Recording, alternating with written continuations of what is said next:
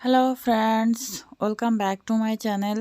আজকে আমি আপনাদের সাথে শেয়ার করব এমন একটি ময়শ্চারাইজার যেটি আপনাদের ব্যবহারের ফলে আপনাদের স্কিনের কালোসোপ দাগ দূর করে আপনাদের স্কিনকে নরম সফট করবে। কারণ এই শীতে কিন্তু অনেকেরই প্রবলেম রুক্ষ শুষ্ক হয়ে যাওয়া স্কিন। আর সবথেকে বড় কথা হচ্ছে খসখসা হয়ে যায়।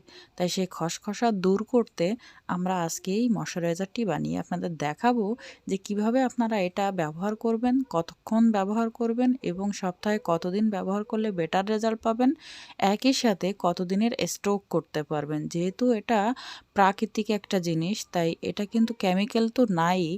আর অবশ্যই আমার চ্যানেলে নতুন হলে অবশ্যই আমার চ্যানেলটি সাবস্ক্রাইব করবেন, পাশে থাকা বেল আইকনটি অবশ্যই প্রেস করে দেবেন যাতে আমার দেওয়া নতুন নতুন ভিডিওগুলো সবার আগে আপনার কাছে পৌঁছায়। আর এই ময়শ্চারাইজারটি কিভাবে বানালাম চলুন দেখে নিই।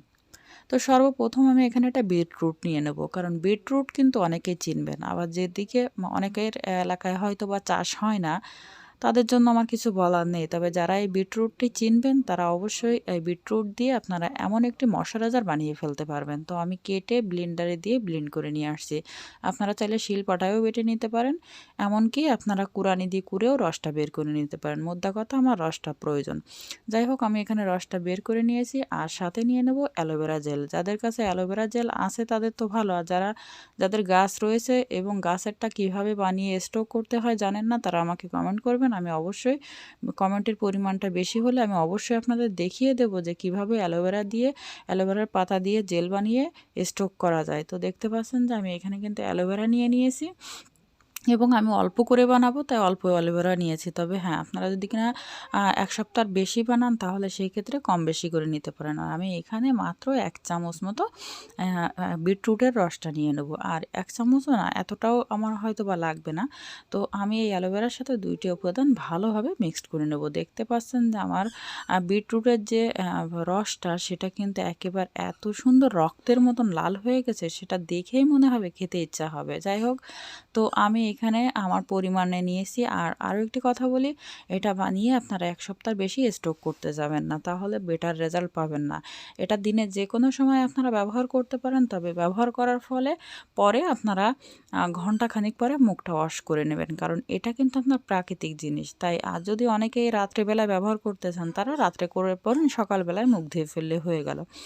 এটি ব্যবহার করলে আপনাদের স্কিন কিন্তু দিনকে দিন নরম সফট হবে। এর সাথে আমি দিয়ে দেবো এখানে অলিভ অয়েল, তবে কাস্টার অয়েলও দিতে পারেন, আমন্ড অয়েলও দিতে পারেন, এমনকি আপনারা নারকেলের তেলটাও দিতে পারেন। তবে আমি আমার স্কিনের জন্য অলিভ অয়েলটা একটু সুইটেবল, তাই আমি অলিভ অয়েলটা দিলাম। যার কাছে যেটা ভালো মনে হয় সে সেটা দিবেন। যাই হোক, আমি এখানে এর সাথে কিন্তু আপনারা ভিটামিন ই ক্যাপসুলটাও একটু দিতে পারেন, কোনো সমস্যা নাই। তবে আমি দিচ্ছি না, কারণ আমার ভিটামিন ই ক্যাপসুলটা আমার স্কিনে ভালো যায় না, তাই আমি দিচ্ছি না। তার মানে এটা নয় যে আপনারাও দিবেন না।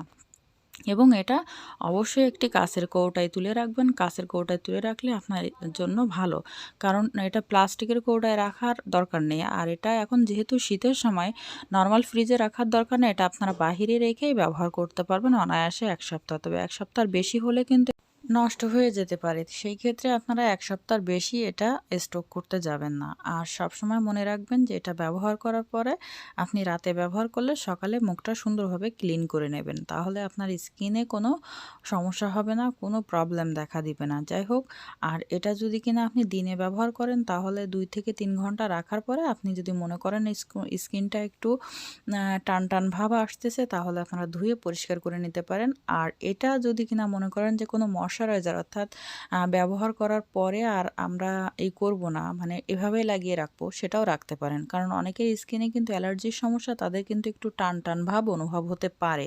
তো সেই ক্ষেত্রে সেটা বলে দিলাম, কারণ অনেকেই কিন্তু অনেক রকম প্রবলেমে পড়ে থাকেন।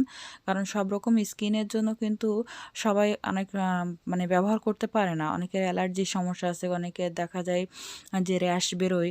তো সেই ক্ষেত্রে আপনাদের বলে দিলাম। তো সবাই ভালো থাকেন, সুস্থ থাকেন।